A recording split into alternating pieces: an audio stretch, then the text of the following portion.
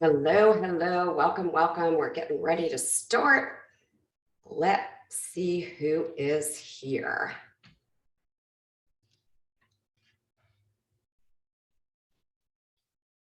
I recognize lots of friendly faces here.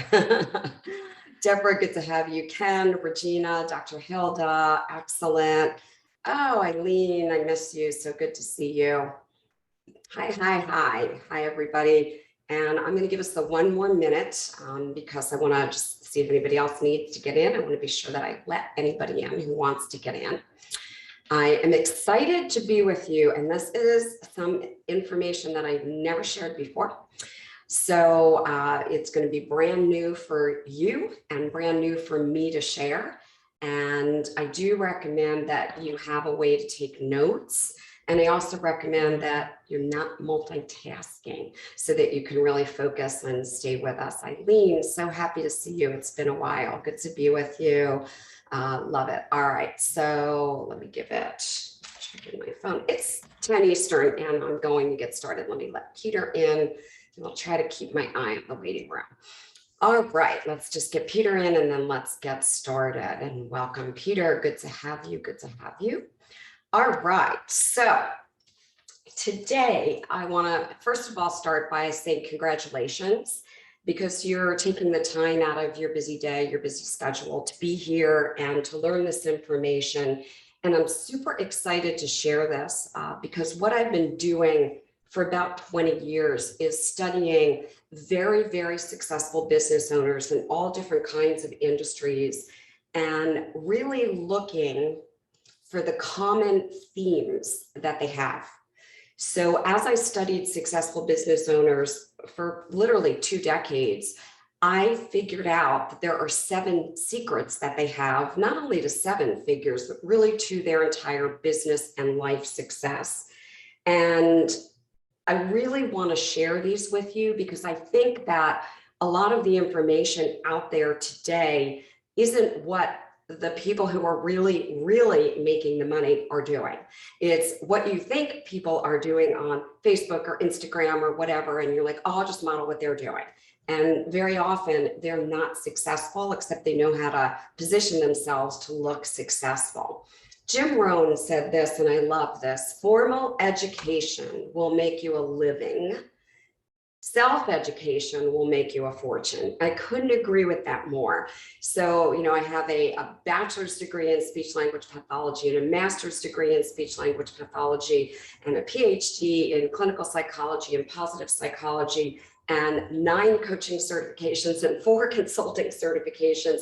And none of that is why I'm successful. And that's what I found as one of the things that I have to share first. That is what highly successful people have said to me. Some of them had formal education and literally were in debt. Some of them couldn't figure out how to create a dream business or a dream lifestyle. I'm about both. I really don't care if you make a lot of money and you're not living life. You live life first and then you make money. And I'll explain that as we go along. So this is going to sound weird, and I hope it doesn't sound egotistical or arrogant, because it is true for me. I don't have one of the typical stories that most people tell you about, oh, I failed and then I succeeded. I will tell you that making my first $1 million, which was started my first business in 1979. In 1981, we made $1 million. 1981, that was a lot of money. It was the easiest thing I've ever did. Now, that might sound really strange. I'm going to teach you why. And it is because I know these 7 secrets, and that's what I'm going to share with you. So take some notes, get ready, and really pay attention. This is what I'm going to call step 1, or secret number 1, that all of the successful business owners have in common. And that is to have what I called wild expectations. Why? And that's a writer downer. Wild expectations. I think the main reason that I've been successful in my business is I can dream really, really big. And I don't remember who told me this, or I would have shared who the quote came from. And the quote is, "You will never live life beyond your wildest expectations." until you, what should be first have some wild expectations. So I want you to start looking at your own business and thinking about yourself. You know, remember when you and I, we were little kids, and we could like dream up all kinds of things. And as a child, you know, I don't know what all of you said, but when people asked me what I was going to be, I had like grand ideas of what I was going to be and what I was going to do. And I just asked my great nephew the other day, so what are you going to do when you grow up? And he's only 4. And he said, this was like crazy words out of this little child's mouth. I'm going to be a world-class athlete. It wasn't like I'm going to be a soccer player or a football. I was like, that is the kind of, yeah, exactly. Clap. That is the kind of dreaming we talk about. And here's what happens. As we grow up, we're told very often your dream is unrealistic. Well, that's not going to happen. So now let's think about it. So for many kids, our childhood dream gets stolen. So I'll share mine, my very first childhood dream that I remember. I was in a television commercial when I was 5 years old. It was a commercial with Bill Cosby, and it was a Jell-O commercial, and he was kind and gentle. And that's my recollection of him, and I'll keep it. And at 5 years old, if you asked me, what do you want to be when you grow up? I wanted to be an actress because I thought that was like the coolest thing. At 6 years old, I appeared on stage and I spoke and did like a keynote in front of 5,000 people. And so then if you asked me, what do you want to be? I still wanted to be an actress because I thought being a speaker was still acting. And then at 7 years old, I appeared in a Dunkin' Donuts commercial. And somebody asked me, what do you want to be when you grow up? And this is my truth. I said, I want to be an actress. And my parents sat me down. And they told me all the difficulties of being an actress, how it wasn't a viable career. And I literally got knocked down. Like that dream just disappeared. One of the commonalities, and I'm going to share all 7 of them, of the successful people I've interviewed over the last 20 years, are that all of us are big dreamers. When I started my coaching and consulting business, which, my gosh, we're going on 28 years. I don't know where the time has gone. I was dreaming of this business. I could see it.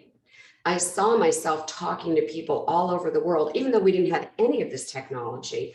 I didn't know how that was going to happen. I didn't know what it was going to look like. I was dreaming really, really big. All of the millionaires and multimillionaires that I interviewed, every single one, this is one of the 7 secrets, is dreamed big. They weren't afraid to dream big in their life or in their businesses. When I first started, I had a dream that seemed ridiculous. Here I am almost 28 years ago, living outside of Philadelphia, Pennsylvania. And I said, I'm going to talk to people all over the world. We didn't have the technology to do that. I'm going to be a best-selling author, never written a book in my life. I'm going to speak on stages all over the world. Yes, I had spoken on stages as a child. I'm going to help other people all over the world, which again seems, a little bit incredulous. And part of my big dream in my journal was I'm going to have a couple of homes. I'm going to wake up when I choose and live on the beach. I remember sharing that dream with my husband, who is my biggest cheerleader and supporter. I've known him since I'm 16. And he didn't say that's not going to happen. However, his eyes were like, yeah, okay, all right. And my husband cannot dream the way I dream, and that's okay. He is very successful in his career. However, he's not a multimillionaire in his career. So I'm teaching you the secrets of all of the millionaires and multimillionaires I know. So the first one is wild expectations. Expand and don't worry about the how. I had no idea how I was going to do any of these things. I just can tell you it's a common denominator on every one of the successful people that I've interviewed. And I'm talking about mega successful people. So here's secret number 2. And while this is going to sound like, yes, something I'm going to expand it. Become an expert. Okay, we've all heard that, that's not new, Terry, that's old knowledge. However, it is literally the most important strategy. And you may be thinking, well, becoming an expert isn't easy, or you may be thinking, yeah, everybody talks about this. Let me explain my definition of an expert. Someone who is in the top 1% knowledge level compared to anyone else in the world. Not the person who knows how to brand themselves the best and they do all this great marketing and they look like an expert, because I've hired a bunch of those and found out they're not. So I had a mentor by the name of Zig Ziglar, who was my very first mentor back in, I believe it was 1982 and 1983. And by the way, I took out a small business loan to hire him. And I just knew that that was something I needed to do because I needed to succeed in my business. And Zig Ziglar said, if you read one book on a subject, you have a little bit of knowledge. If you read 5 books on a subject, you have a lot more knowledge. And every single day, you're 5 books away from being an expert. At the time, I thought to myself, I don't even read 5 books in a year. How am I going to read 5 books like this? And some of you have heard me say this before, my client family members. I do something called photo reading. I read on average 200 books a month through photo reading. In fact, I was just in my home in Mexico for the last 3 weeks. I read 112 books during those 3 weeks. So why do I do that? And how does that help any of you? And how could that make a difference? Well, because I've read so many books, I integrate all of the knowledge that's out there in my sector, business, sales, and marketing for coaches, consultants, healthcare workers, etc. And so I become an expert. I have a top 1% knowledge level compared to anyone else in the world. And I will tell you that when I buy a course or I buy a training or I buy a program or I go to a seminar or I make an investment in time with a mentor, a coach, or a consultant, I take it very, very seriously. I digest every single thing they're saying. I remember an experience with Dr. Hilda where we're at the same event and I was taking notes on particular things and she's like, what are you doing? And later I shared with her what I take notes on, which isn't necessarily, and pay attention to this, wasn't necessarily the content in the room. Okay, most people in the room are like writing down this person's content. I'm not even interested in the content. Doesn't that sound strange? I'm interested in how is that person speaking? How are they languaging this? What are their body movements? What are the words they're saying? How do they get the audience's attention? So my secret to success, and again, sharing what is in common with these experts that I've interviewed over 20 years that are all super successful, is not to be smarter than anyone else, because trust me, I'm not smarter. It was very difficult for me to go through school, being very transparent. I don't have a very long attention span. Squirrel, squirrel, squirrel. I do not. And getting my master's and my PhD were very difficult for me. However, I'm 100% confident in my expertise, 100% confident in my expertise. So secret number 2 is become an expert, absorb everything. This morning, I woke up early. All of a sudden, there was a train going by my house. And normally we have a train that's like 1 minute. This was 12 minutes and my house was vibrating. I'm like, what is going on? So I popped out of bed and said, that's my wake up alarm for today. I have watched 5 YouTube videos on something new that I'll be introducing to my clients. Why? I want to become an expert in everything I become an expert at. And the videos are all on YouTube and how to expand your YouTube and your YouTube without ads. And so let me learn that, because not only do I want to be an expert at that, I want my clients to have that. That's how you become an expert. I am a sponge for knowledge and information. Right now, I have 8 coaches, consultants, or mentors that I pay every single month in different areas: health, relationship, humor, marketing, sales, business. I could go on. And I've done this in business since I started my first business. Oh my gosh, almost 44 years ago. I don't know where the time has gone. So that is secret number 2. Secret number 1, wild expectations. Secret number 2, become an expert. Secret number 3, and this was something so common with every single successful person I interviewed, and I call it have a game plan. Okay, now, basically the strategy is goal setting, and I know you've heard this, so I'm going to change this up on you. I grew up, as I said earlier, as a quote actress, and my husband grew up playing sports, competitive sports. He was a football player. He still plays basketball today. And he was so motivated by sports and the competition of sports. And he had a strategy for achieving all of his goals in sports. I was an actress. I also had a game plan or strategy. How am I going to get my uncle, who was a producer of commercials and television shows, to feature me? How was I going to do that? And I literally sat down and kind of like made a mental playbook of how could I appeal to my uncle. And I would like do performances. My aunt and uncle were with us regularly, and I would do all these little performances, and I had sketched them out prior to him coming. And I could do like a lot of voices, and I would dress up in all these outfits. I'd be an old lady, and then I'd be a man going to work in a suit, and all of these things. I had a goal and I had a game plan. My husband had a goal and had a game plan and became an athlete. Now, if you look at the first few pages of my day planner, I have a goals section. And I look at this on a daily basis. How often do you all look at your goals? This is daily for me, every single day. Each day of my goal planner has a separate goal, catch that language, split up into 3 sections.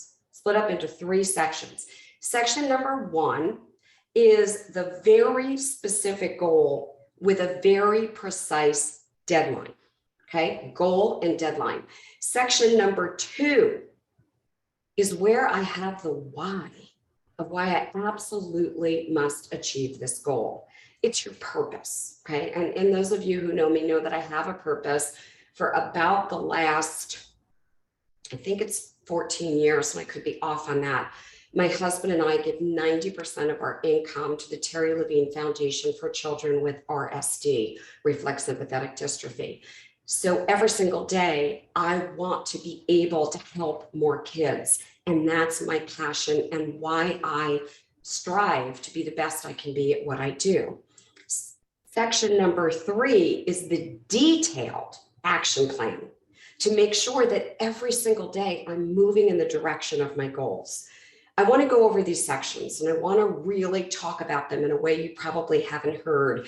And there were commonalities between all of the successful people I interviewed. Section number 1, we found that most people who aren't at success levels, and success, again, it's not just financial, it's living your life that you really want to live, is that you have to be very, very specific in your goal. So if you say, oh, you know, I want to have a full-time income, what does that mean? Or I want to have a full book of clients, what does that mean? In my goal setting, it's on X date, I want to donate X amount of money to my RSD Foundation.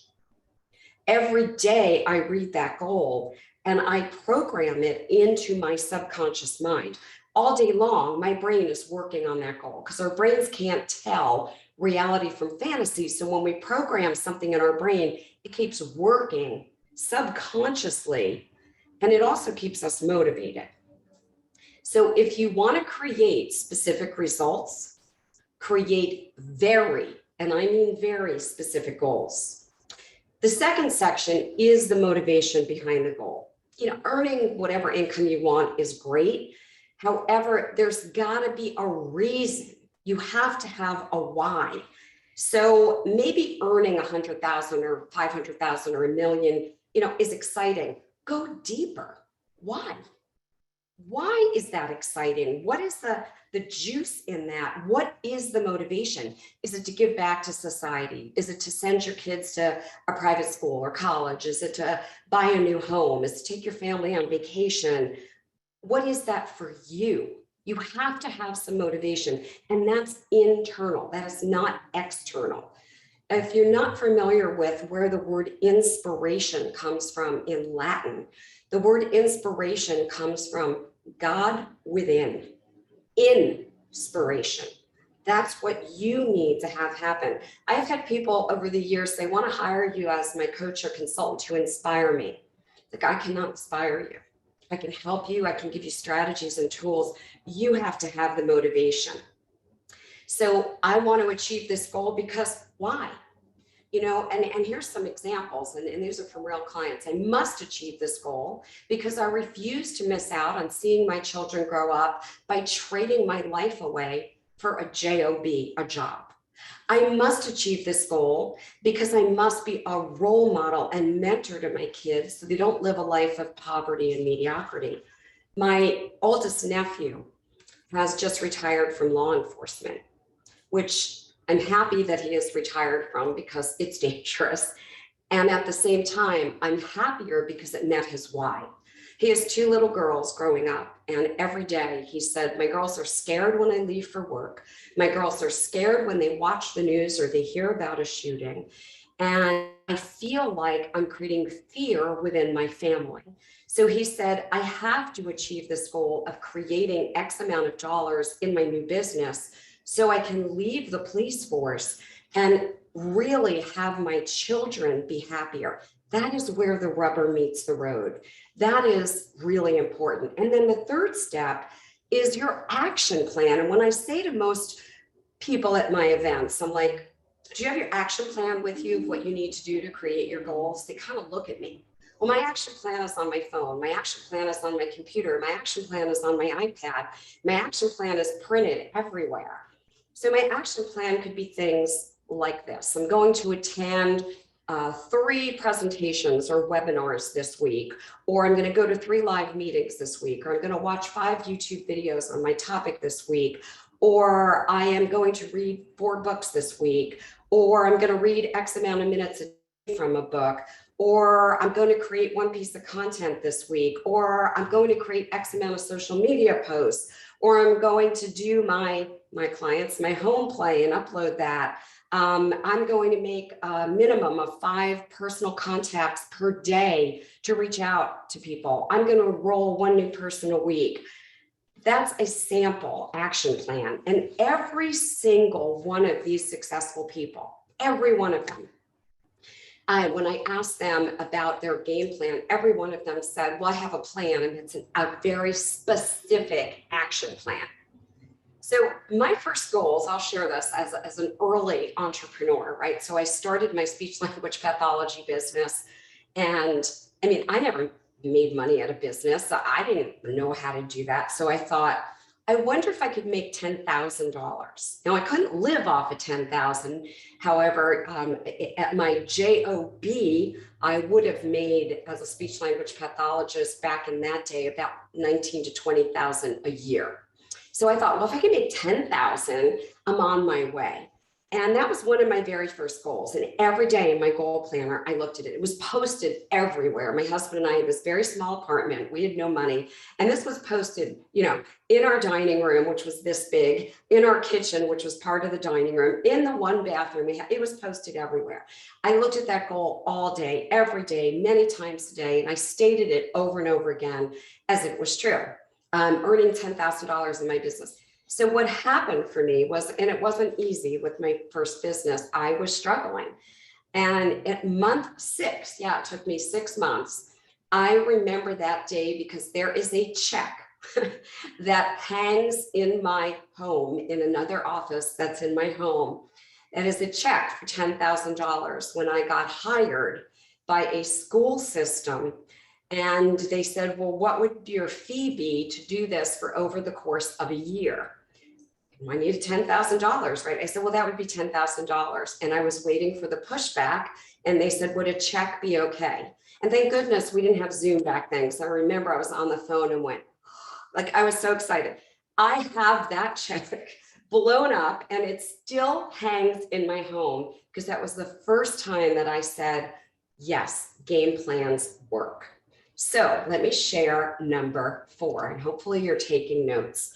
And this isn't just action, please, massive action. I'm going to quote Jim Rohn again because I love this quote by him. He said, your level of success is equal to your level of skill multiplied, catch that, by your level of action. And I have to tell you very quickly, this is where most entrepreneurs in my experience really don't have the success formula. They really don't. They don't take massive action. They take bites of action. And then if something doesn't happen and they go, okay, we'll take this little bite. They're not jumping in and taking massive action. I built my second business, which was my home art show business. And we built that very quickly to about $12 million. I had over 1,200 art consultants in the United States working with me in just a couple of months. How did that happen? Let me tell you, I had a dream, and let me go back to the why. It wasn't about making money. I sold my speech language pathology business literally in my 20s, and it was like I became a millionaire overnight, which a millionaire in the 80s was a lot of money. And I said to my husband, I want to impact people. I grew up very, very poor, certainly didn't have art in my home. All of a sudden, overnight, my father took a new job and we moved from New York, where I'd never seen a house. I lived in apartments, there was no grass. I really just didn't understand how other people lived. Overnight, we moved into a house in a very expensive area of New Jersey. If you know New Jersey at all, it's Westfield, New Jersey. And I go to play at a friend's house, and a woman comes to the door dressed in a uniform. She was their housekeeper. I'd never seen anyone other than on television dressed like that. I was very intimidated. And she said, and he's still a friend of mine today, she said, Andy, be right with you. Step into the library. Okay, we didn't have libraries in my home. I'd been to a library at school. I'd been to a library, in New York. Library. So I walk in here, and it's this paneled oak room. She leaves me in there, and there's art all over the walls with art lights. I'd never seen art other than when we took a field trip to a museum. I stood in the middle of that room like this. I was petrified. And I told my husband this story numerous times. I started my art business. My why was to bring art to the middle class so that they would feel comfortable in the world of art. It was a massive dream. I knew nothing about buying art, hanging art, framing art, art lights, decorating with art. So what I did was I literally started a home art show business by traveling to other countries where there were artists, where I could take art courses, where I could learn about art, where I could take design courses. And all of a sudden I started this business and it grew massively. And I kept taking massive action. My husband and I said, well, maybe we need 10 art consultants because we have to duplicate ourselves. And I said, no, we need 100. And I took massive action to bring on the first 100. We got through the first 100. I said, we need 200. And I took massive action to go do the same thing. And by the end of the first year, we had 500 art consultants roughly. We grew that business to over $12 million because of the massive action that I took every day. My level of skill was getting better in terms of training people that I brought into the company. It wasn't as good as the massive action. So if you're looking around at your business going, why don't I have X? Why don't I have Y? How much action do you really take every day? Or do you spend a lot of your time creating a bunch of content or going in networking groups that don't do anything for you, or spending hours and hours on webinars or teleseminars or whatever the heck you're doing, or hiding behind your computer and playing around on social media? None of that's massive action. None of that is massive action. So let's get to step number 5. And this was a very interesting theme, and it's the theme of leadership. I have a core belief that every single thing rises and falls based on leadership. It doesn't matter what business or industry you're in.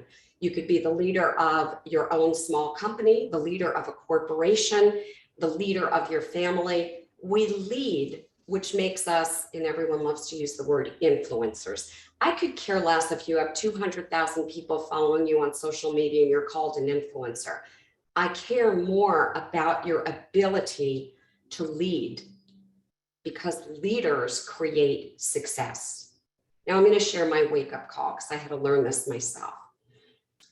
So when I started the home art show business, I knew how to do art shows, and I knew how to make a lot of money at art shows and get the art out into people's hands, which was my goal. I wasn't a leader. I've never taught anyone else how to sell art. So I got all these people who signed up, and I didn't know how to lead them. And then I decided to train them to be leaders themselves. So in order to do that, I had to learn leadership, right? Whatever we need to teach, we have to learn. And all of a sudden, not only did I learn how to be leaders, I had all these people following me, and they were becoming leaders. So I set up my company where there were different, we call them units. So Ken could have a unit, and Regina could have one, and Dr. Hilda, et cetera. And you'd have a unit, and you'd be your own leader of that unit. Now, I learned leadership by training other leaders. Here's another kind of interesting secret. You have to aspire to leadership. And what I mean by that is every single day, I work on my leadership skills. I work on my leadership with my own team, with my own client family members, with my own family. I am the aunt to 11 nieces and nephews. I'm a great aunt, 18, and my husband and I have raised 4 of these kids ourselves. And every single day, I know I need to be a better leader to them. So that's one of the things I work on every single day. I raise the bar on myself every day.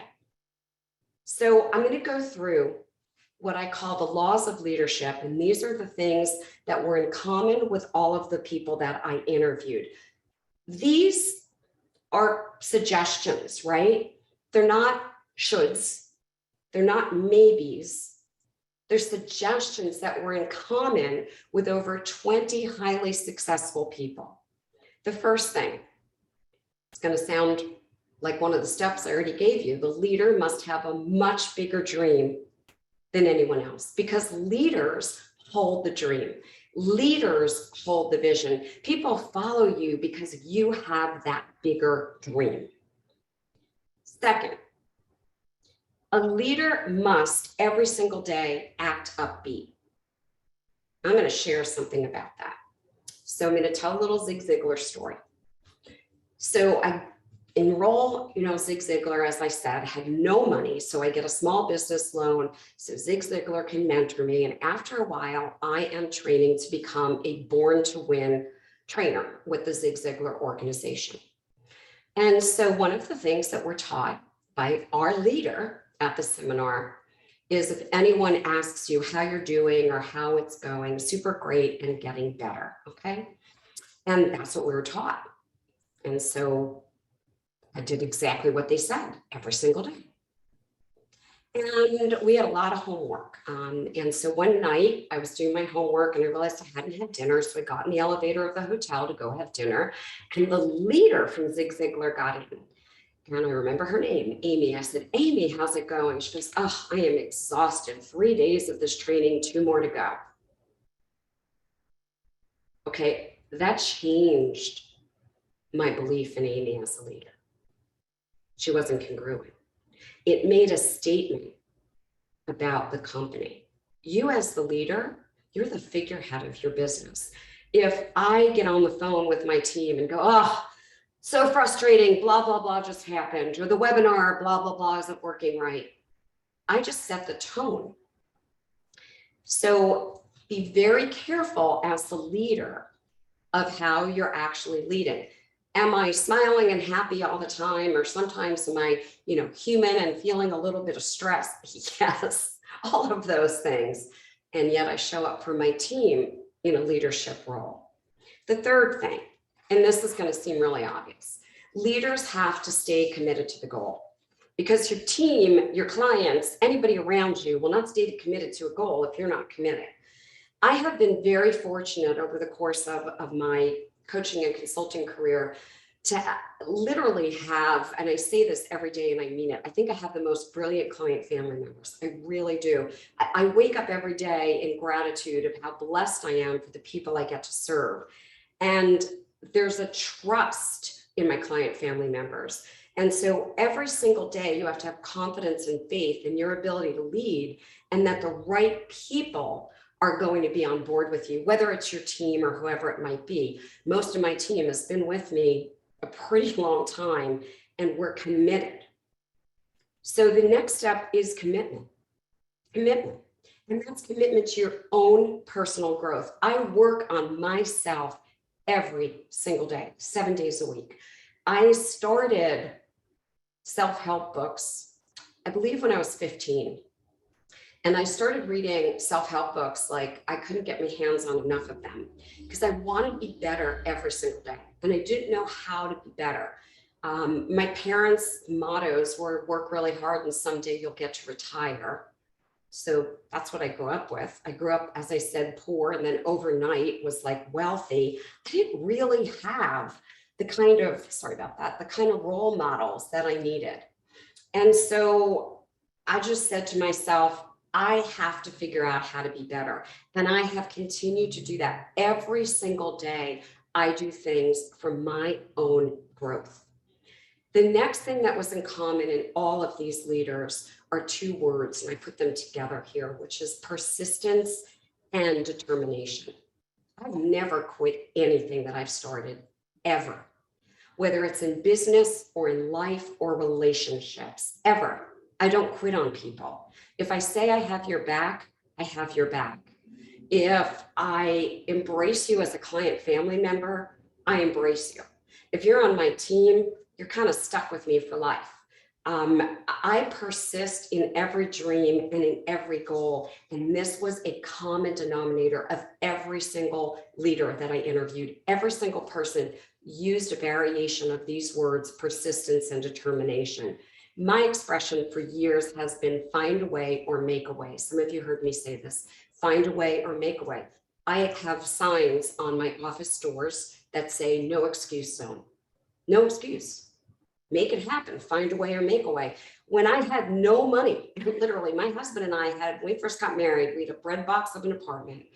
My car did not work. It would be driving 55 miles an hour on the road and it would shut off. I nearly got in car accidents at least once a week. I was scared to death.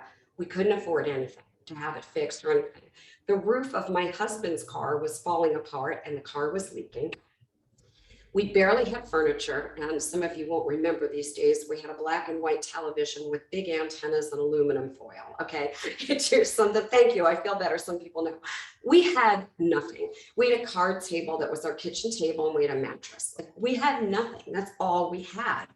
And I found a way to work with Zig Ziglar, who was not cheap. Find a way or make a way. I got a small business loan when we didn't have assets by me sitting in the bank loan officer's office, explaining my vision and my persistence and my commitment. And after the first 20 minutes where they said, there's no way, you have no collateral, he started to buy into my vision. He gave me the loan. Find a way or make a way. When someone says to me, I really want to work with you and I don't have the money, I'm like, find a way or make a way. There is a way. There's always a way. And then the sixth part here that was the common denominator of all of these successful people, I'll put it in my own words, is build your vision. Build your vision. So now that we've talked about the earlier steps where you have a vision, go build it. I grew up seeing myself as somebody who was going to be poor my whole life, and I accepted that. And then all of a sudden my father takes this new job and we're not poor, okay? And I started my first business very poor because my husband and I didn't take any money from our families. We took out loans. We were doing everything on our own. We wouldn't take a dime. And we were drowning, literally drowning in debt. I had like no income coming in, started my first business. My husband was working shifts. We didn't get to see each other. And he grew up really, really poor. I said to him, we have to stop talking about what our background is and how poor we are. And we have to start talking about our vision. All of these successful business owners said, once they created their true goals, which is why we did this in the earlier step, they stopped training their subconscious to be broke. They started training their subconscious to be wealthy, to embrace money coming in. That's an important concept. I hope you wrote that one down. All right, let's go to step number 6. And this is building your vision. So yes, your vision is what determines your success. And I've kind of talked about that. The big question, the really big question is, how do you change your vision to create the results that you really want? How do you shift that vision? Because it needs to be shifted. So first you need to understand what has actually shaped your vision. What has shaped your vision? So I'm going to tell you what shaped it. Your vision, consciously or unconsciously, has been created by 3 factors. The first factor is what people say about you. Now, you can't control what people say about you. However, you can stop listening to some of that. So I'm going to give, a true example. My sister is Mensa, okay, brilliant. When I went to school, they would say, "Oh, are you Lynn Levine's sister?" And I would go, "Yes." And they would go, "Oh, you're going to be smart like she is." Well, my parents told me all the time, "You're not smart like your sister. Don't try to be." So I grew up with a belief that I am dumb. Okay, I truly did. That was my belief. I held that belief into my 30s when I worked with a coach who helped me lose it. Didn't matter that I had college degrees and successful businesses. My programming was, I was dumb.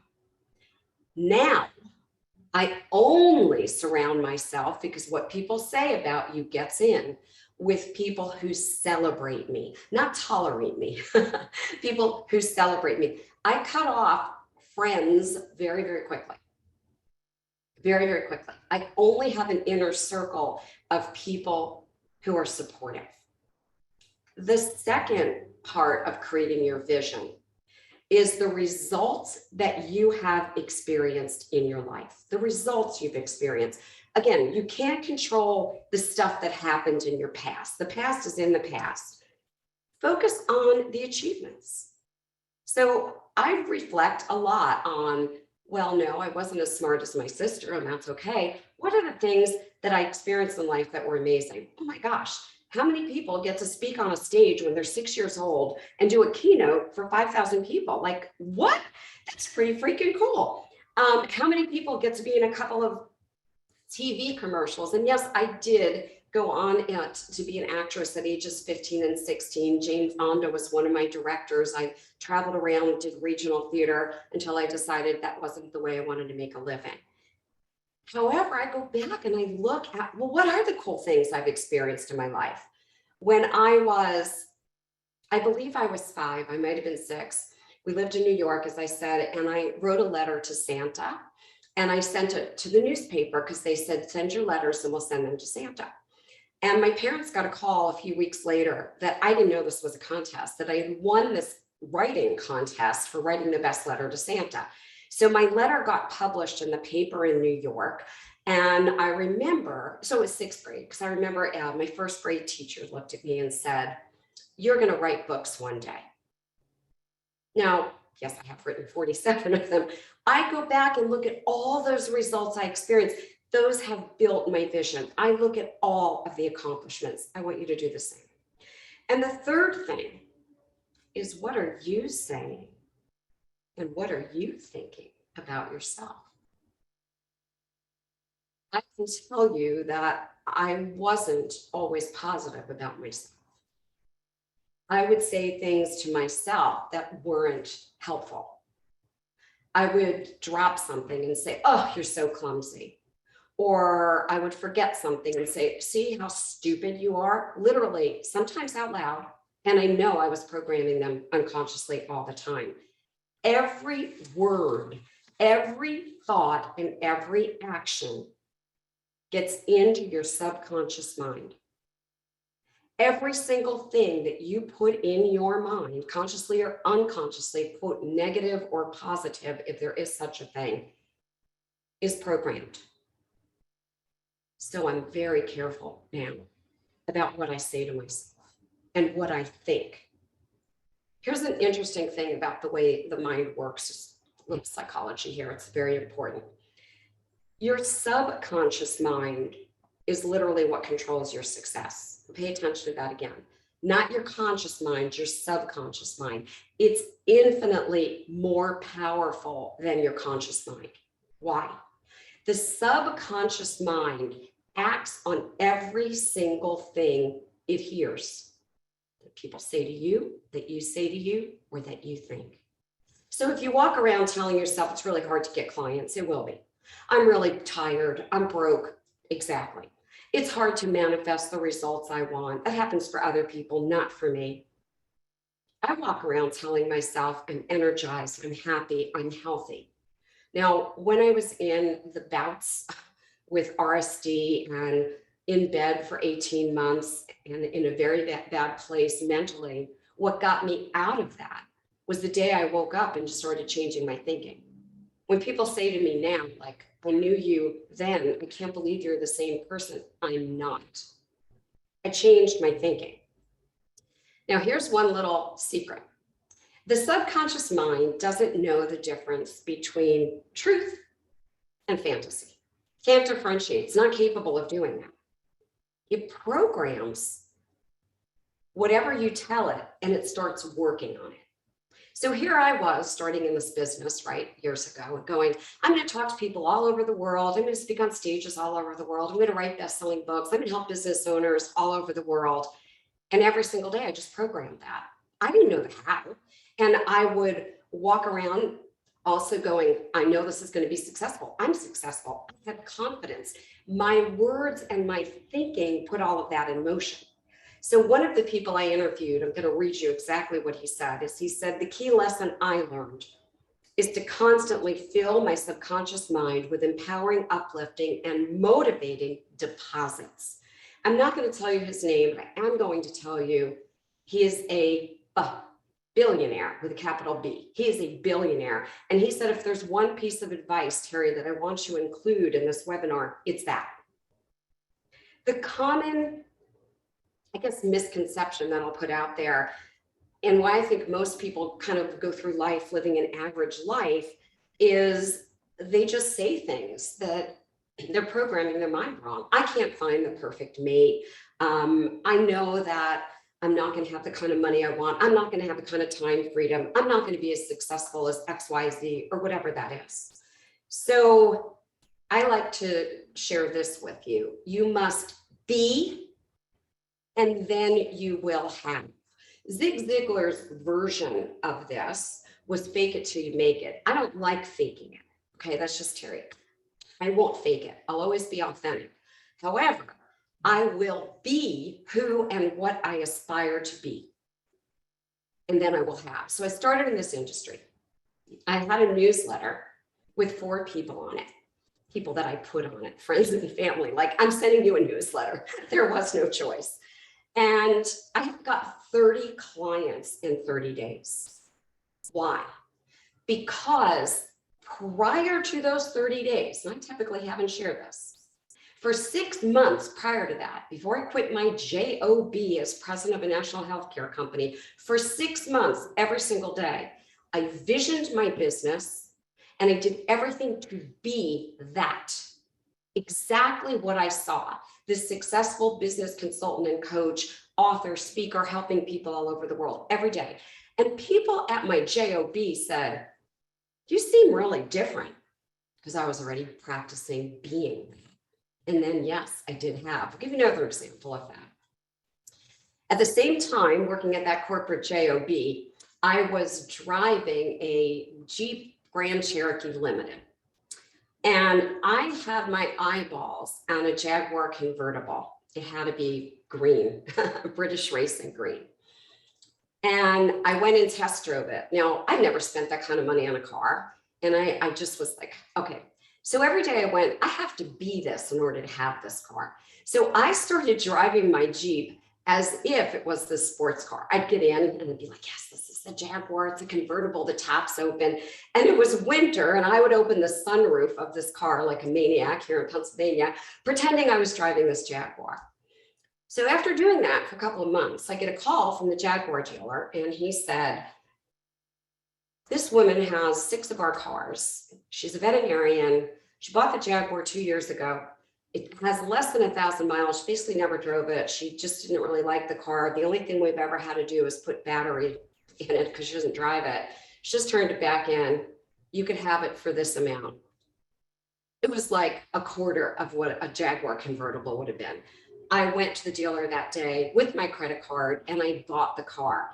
And when I drove it home, I remember this to the day, I was crying in the car going, it's exactly what I saw. And this is exactly how I was being.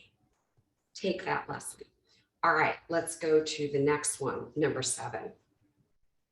And I do mean on this one, 100% responsibility. If you ever point a finger, you are not being responsible. I paid a company for software about 2 months ago, and the software was imperfect. It was working and it was imperfect. And I contacted them and they said, give us a month and let's see how it works. And I didn't get my refund. Well, today I went to their website and the company's out of business. So I'm not going to get my refund. I am not holding that company responsible. Just as an example, that's me. I could have asked for a refund a month ago. Okay. When you blame other people, you're passing on all of your power. So the common denominator that I found here was asking all 20 of these people, what has been what you would call your biggest failure in life? None of them blamed anyone for anything. Hear me. None of them, all 20 of them. None of them said how a business partner screwed them, a spouse divorced them, somebody ran off with the money. All of them got where they are in life because they hold themselves 100% powerful. They don't give their power to others. When you point the finger at somebody else, you're literally giving them the power over you. I'm going to say the words again. When you blame others, you hold yourself completely powerless. I have hired false mentors, a lot of them. I have spent over, now it's $1.1 million on mentors, coaches, and consultants in these last 43 years. And I have hired some that are just horrible. I mean, they shouldn't even be in business. I don't blame them. I didn't do my research. I didn't see if they had a guarantee. That's on me.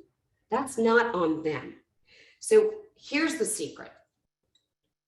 Put blame for anything on yourself. I'm going to give you a true example. My webinar at Modern Coaching Method had an opt-in form. Was working fine.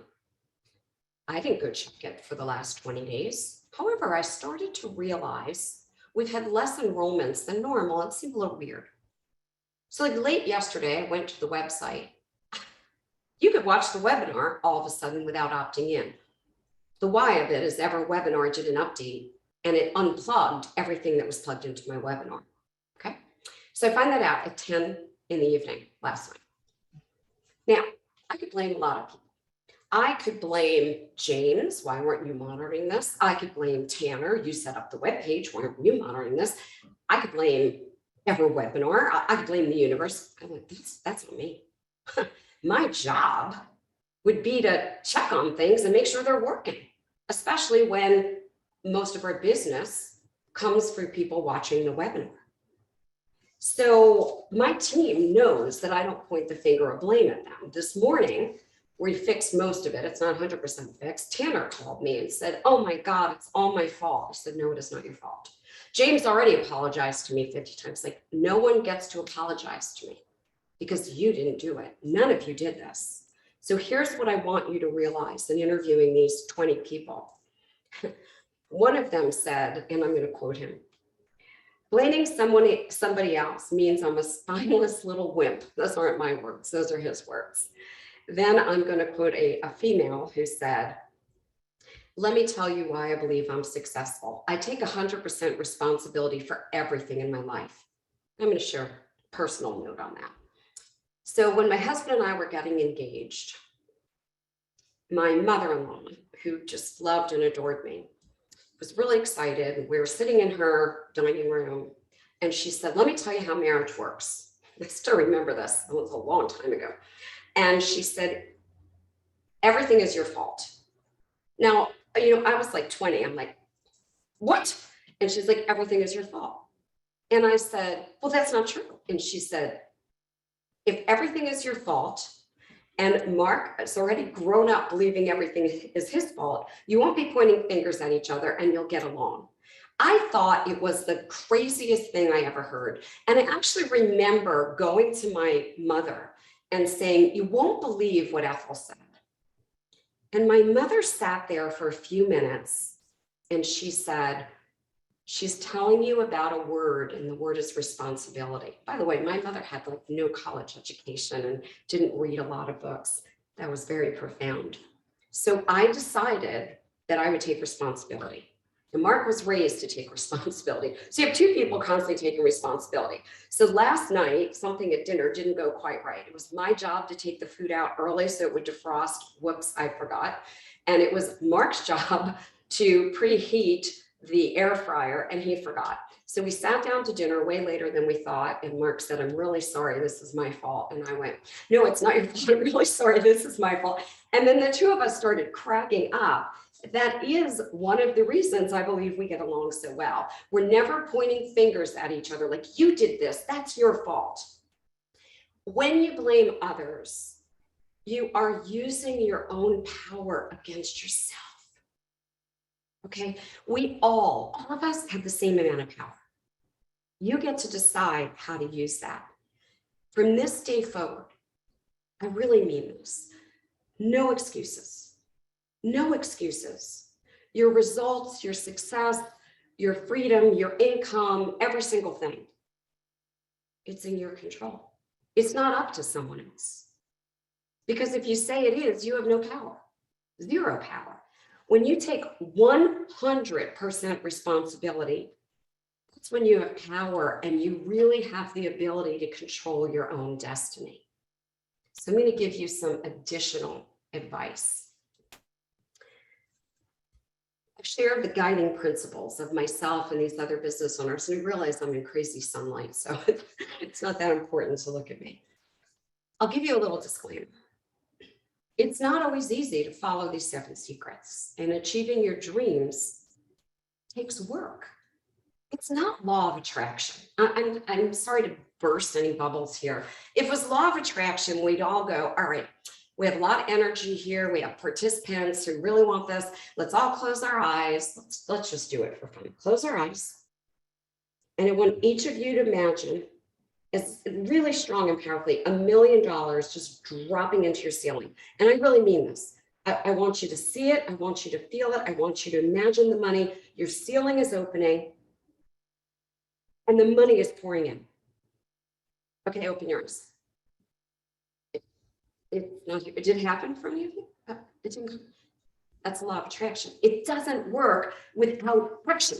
Okay. And unfortunately, people took the secret and what the bleep a little bit wrong, thinking that there was no action, that it was like, I'll get a crystal and I'll just sit here and go, ah, and things will happen. It doesn't work that way.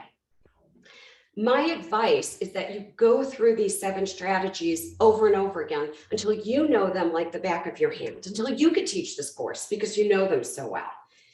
I believe that every single one of you, and I know, has a calling, because every human being does. Deep down in your gut, you want more. Human beings, our brains are built to want more.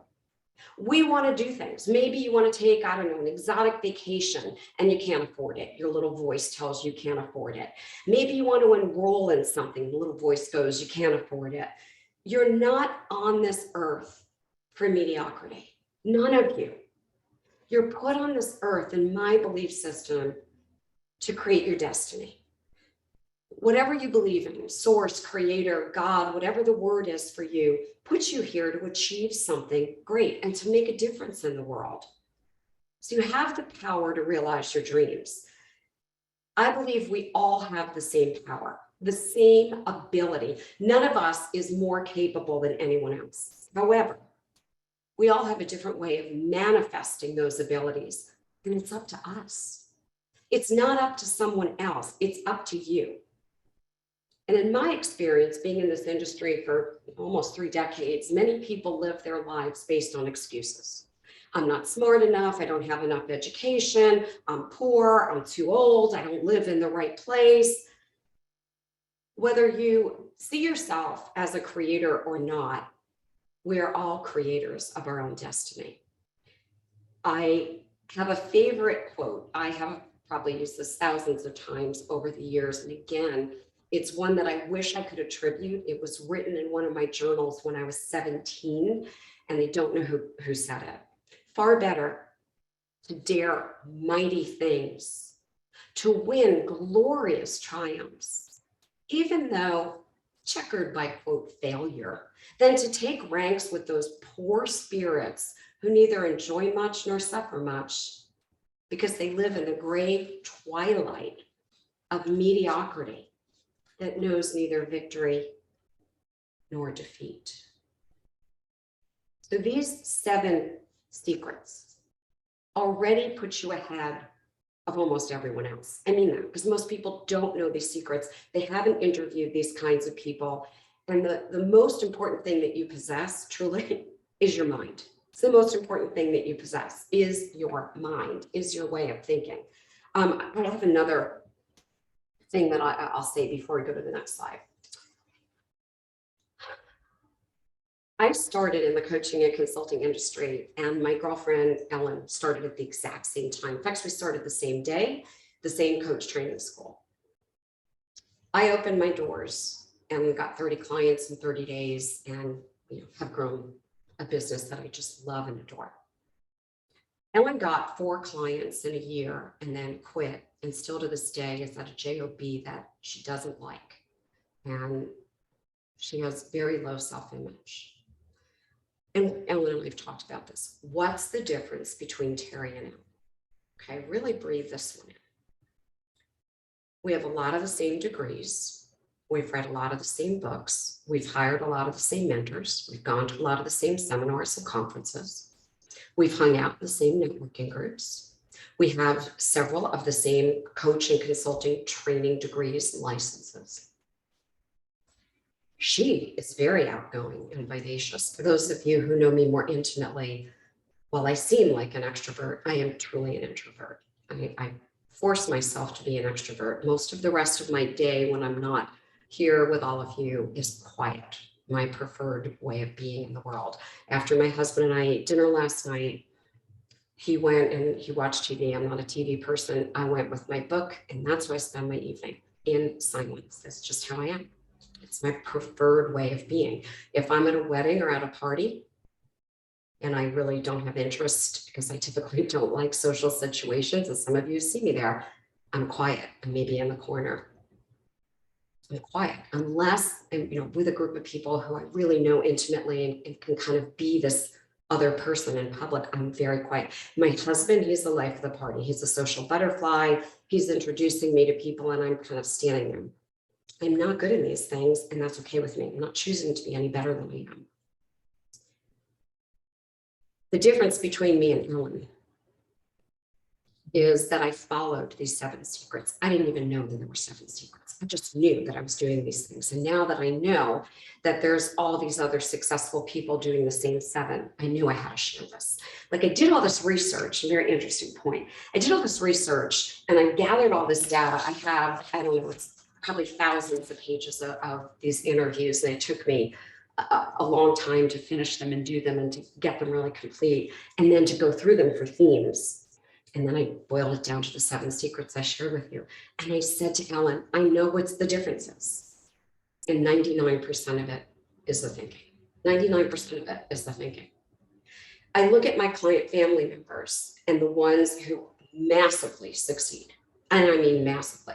I have one gentleman right now, and his name is John. And John started with me making 7 figures, which is like super successful, right? John reached 8 figures this year. 8 figures, okay? my first client that I've ever taken 8 figures. I'm like, holy crow. Now, is that all Terry? No, that's John. And I'm going to give John all the credit. John had the right thinking. He just didn't have the right actions. When we put the right actions with the right thinking, there it goes.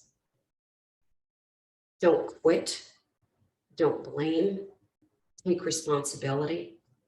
Sketch out your game plan. For those of you who might have come in a little bit late, these 7 things are beyond important. They're critically important. So if you missed any of them, you'll need to send me an email and I will find a way to share this with you. Anybody who came late, okay? Send an email to terry@heartrepreneur.com. The final thing that I want to say, and I guess before I even say it, I want to remind you again of the Jim Rohn quote that I started with pretty early. Formal education, that makes you a living. Self-education makes you a fortune. And this is why I have 8 coaches, consultants, and mentors, okay? And by the way, I stay with them. I don't quit, just so you know. Joel Bauer has been like off and on a mentor for me. I think we're going on 18 or 19 years.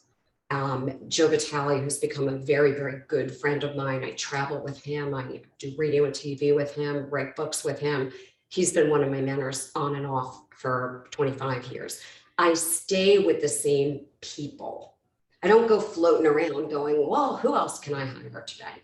And I think that's an important trait also. Okay.